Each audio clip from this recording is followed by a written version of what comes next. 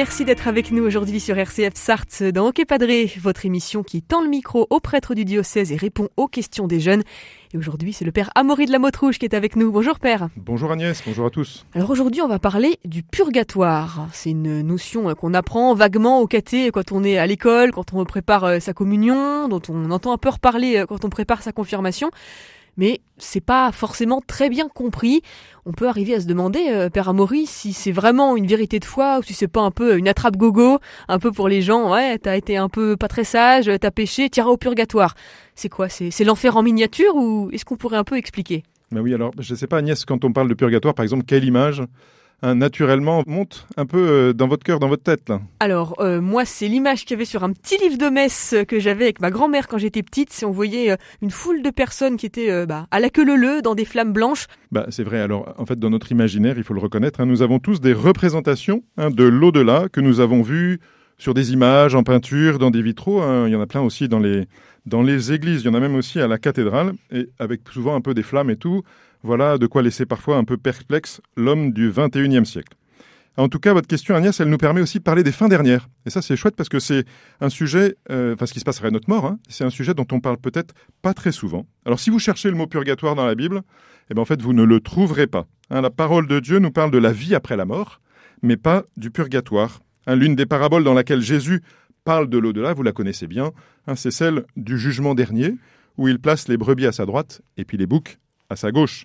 Les premiers entrent dans le royaume de Dieu, préparé par le Père des cieux, et les seconds partent dans le feu préparé pour le diable et ses anges. Dans cette parabole qu'un nous donne le Seigneur au jugement dernier, il y a plusieurs destinations possibles, le ciel ou l'enfer. En revanche, le purgatoire, on n'en entend pas parler exactement, du tout. Pas question du purgatoire. Mais en fait, plusieurs éléments ont contribué à faire monter dans le cœur du peuple de Dieu cette notion du purgatoire, qu'on appelait plutôt d'ailleurs au début du christianisme le feu purificateur. Ça parle plus du coup d'un état que d'un lieu. Tout d'abord, si tout n'est pas présent in extenso dans les Saintes Écritures, pour autant il y a plein de choses qui sont en germe. Ainsi, la Bible fait mention à plusieurs reprises d'un feu purificateur, justement, notamment dans la lettre de Saint Paul. Et puis dans le deuxième livre des martyrs d'Israël, Judas Maccabée est en guerre contre un ennemi, notamment grec, et puis il s'aperçoit que des soldats, pendant une bataille, sont tombés, sont morts, et qu'ils portent sur eux des amulettes. Alors, acte d'idolâtrie. Voilà.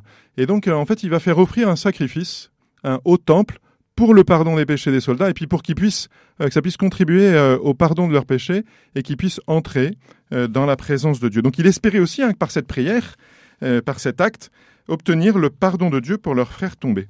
Voilà, ça, c'est quelque chose d'important. Donc, il y a déjà quelques petits germes. Des petits indices, en fait. Exactement. Et puis, en fait, il y a quelque chose d'important dans l'Église, c'est la loi de la prière. Vous savez, l'Église, elle prie comme elle croit. Et depuis le début, elle prie pour les défunts. Tous nous prions pour nos défunts. Elle accompagne de sa prière celui qui vient de mourir par la célébration des funérailles, mais à chaque Eucharistie aussi. Nous prions pour nos frères et sœurs défunts, pour tous les défunts aussi qui ne sont pas chrétiens. Voilà. Prier pour les saints, en fait, concrètement, ça ne sert à rien. Ils sont au ciel. Ils sont dans la vision de Dieu. Ce n'est pas notre prière qui va améliorer leur situation, on pourrait dire. En fait, c'est l'inverse. C'est eux qui vont intercéder pour le commun des mortels, pour les gens qui sont sur Terre et Exactement. qui sont vivants. Mais en fait, leur état à eux, il est déjà au top du top. Tout à fait. Ils prient pour nous et même ils nous désirent. Ils désirent qu'on puisse les rejoindre le jour venu. Prier pour ceux qui sont en enfer, en fait, concrètement, leur décision de se séparer de Dieu, elle est aussi irrévocable, donc ça ne sert à rien. Donc si l'Église prie pour les défunts, c'est pour ceux justement qui ne sont pas encore dans la pleine vision de Dieu, ce qu'on appelle les âmes du purgatoire. C'est un état intermédiaire, quoi. Oui, alors c'est plutôt quand même côté ciel. On n'est pas côté enfer, on est d'accord. Alors, si je dis pas de bêtises, j'avais entendu une phrase quand j'étais au caté, quand j'étais petite, alors je sais pas de qui c'est, c'est le purgatoire, c'est l'antichambre du paradis. Oui, exactement. Ça, on attribue cette phrase au saint curé d'Ars qui parlait du purgatoire comme le vestiaire du paradis, comme l'hôpital du bon Dieu aussi. C'est une des belles images. Mais en fait, vous vous souvenez, la fête de la Toussaint, 1er novembre, on célèbre dans la joie l'Église qui est au ciel, dans la vision de Dieu. Mais le lendemain... Le 2. Exactement. Le 2, on prie pour nos défunts, pour tous ceux qui sont en route, en chemin, mais qui n'y sont pas encore arrivés. Alors, vous avez sûrement en tête le texte des Béatitudes, d'ailleurs, qui est le texte qu'on lit tous les ans. À la Toussaint. Exactement, à la fête de la Toussaint, et qui est souvent repris d'ailleurs pour des célébrations de funérailles. Heureux les cœurs purs, ils verront Dieu. Qui, aujourd'hui, honnêtement, peut avoir la témérité de se dire moi j'ai le cœur pur, et dès que je vais mourir, je vais pouvoir voir Dieu. Pourtant, pour entrer en Dieu, il faut être parfait, achevé et sans péché. Pas un atome, pas un grain d'égoïsme ne peut entrer en Dieu parce que l'égoïsme est contraire au mystère de Dieu. En Dieu, seul le bien peut entrer, seul l'amour peut rentrer. Alors vous en conviendrez, si nous sommes des saints en devenir par la grâce de Dieu, nous avons encore les uns et les autres des liens avec le péché, avec le mal. Voilà, ça, il n'y a pas de doute. Donc quand on pense parfois au purgatoire aussi, vous l'exprimiez un petit peu tout à l'heure, on pense parfois à souffrance. C'est vrai que ça n'a pas l'air très gai, quoi. On entend parler oui. des flammes blanches, et puis un petit peu dans l'imaginaire, ça a l'air de durer des siècles, comme si c'était, je sais pas, une période tellement longue avant l'éternité. Ça n'a vraiment pas l'air marrant. C'est vrai que pendant des siècles aussi, on a mis parfois le purgatoire un peu du côté de l'enfer. C'est pas le cas, c'est pas juste. Tout d'abord, les défunts qui sont au purgatoire, ils sont sauvés. Donc ils en sont profondément heureux et joyeux. Ils s'en réjouissent, ils savent qu'ils sont sauvés et qu'ils accéderont, on pourrait dire un jour, au ciel. Mais dans la lumière de Dieu, ils voient aussi leur état de pécheur. Ils voient aussi ce qui n'est pas ajusté encore en eux et qui ne peuvent pas encore rentrer dans la pleine vision pour aller retrouver le Christ et les saints.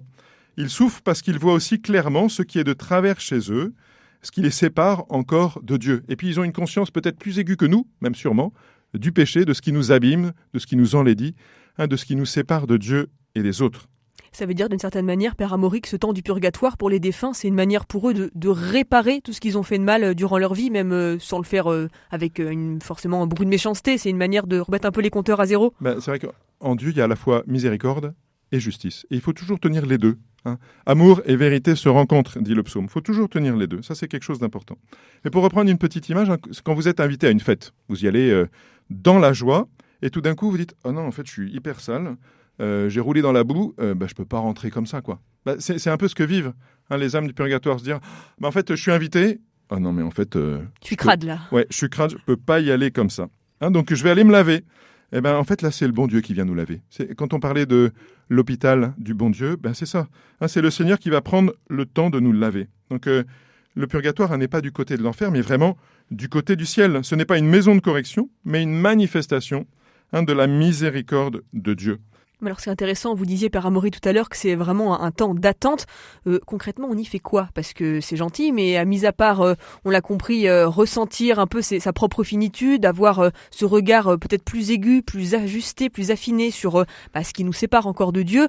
Concrètement, ces âmes, elles sont dans la prière. Comment ça se passe ? Alors, de fait, l'image dont vous parliez au tout début, là, ce feu purificateur, c'est vraiment aussi, c'est la charité de Dieu. C'est l'amour de Dieu qui vient nous saisir, purifier, brûler en nous ce qui est péché. Voilà. Pour autant, privé de son corps, en fait, la personne, elle ne peut plus rien faire. Voilà. On ne peut plus agir pour le bien. Et donc, en fait, il compte sur nous. Dieu veut que nous puissions aussi aider les âmes du purgatoire à travers notre prière, nos actes de charité, nos petits sacrifices. Voilà, comment on va offrir quelque chose au bon Dieu pour le bien de quelqu'un d'autre. Nos sacrifices, c'est aussi ce qui manifeste l'amour qu'on a pour le bon Dieu et pour les autres.